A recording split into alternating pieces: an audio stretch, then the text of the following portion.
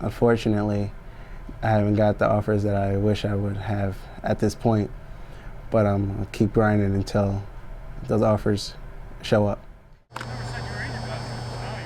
Chris Young would like to keep 100% focused on the football field, but the realities of recruiting have made that very hard as he tries to get to the next level.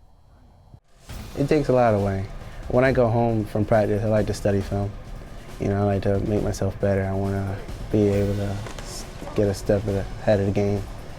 I have to be more focused when I'm in school to get my work done, so I have time for football in colleges as well as my schoolwork. Chris Young has the look of your classic bruising back, and the numbers back up the figure. 125 carries, 1,357 yards, and 22 touchdowns this season. He's also a reigning Class S All-State player. So why is he struggling to garner interest from Division I schools? I'll be honest with you, it's pretty tough. It goes through my head a lot how I could do such great things, be ranked as high as I am, and not get the looks that I was expecting in this past summer. But when it comes to game time, I'm focused, have a goal with my team, and that's to win. And that's what we do. I'd like him to be faster, okay? He doesn't have great speed, but he's got great quickness, okay? And that's, I think if you're gonna have one or the other, I'll take the quickness. The Division I schools haven't called despite the fact that Young will eclipse 5,000 career rush yards at some point this season and has reached the end zone 67 times in 3 years as a varsity starter. Penn State and Rutgers are among schools he is looking to go to. I haven't got a reply back yet from them, but I'm filling out the college application, getting myself ready for it. Chris has to have a backup plan. He wants to major in criminal justice. The D1 schools he showed interest in were among the top in the country. An in-state football program in Division II has a very good criminal justice program. There's this one D2 school in New Haven, and that school is pursuing me fairly well. And Western New England, which is a D3.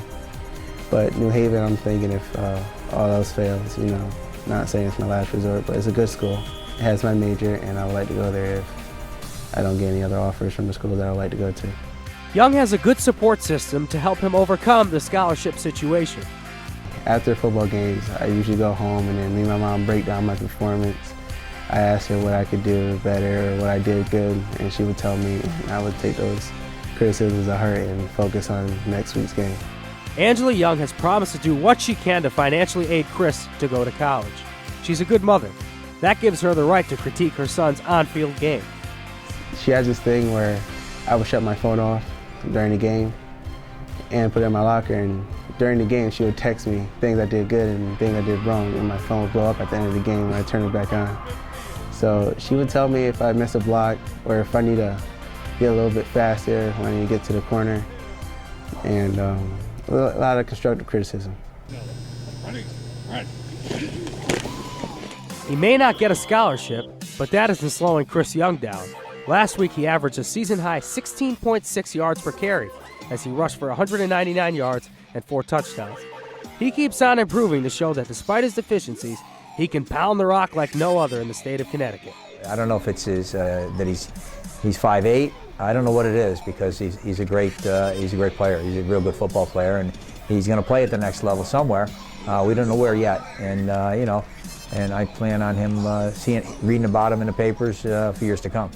I have great football speed, and I have a great speed coming off the line and the ball. But when it comes in between the tackles, I'm able to get that first down as faster than the defenders could get me.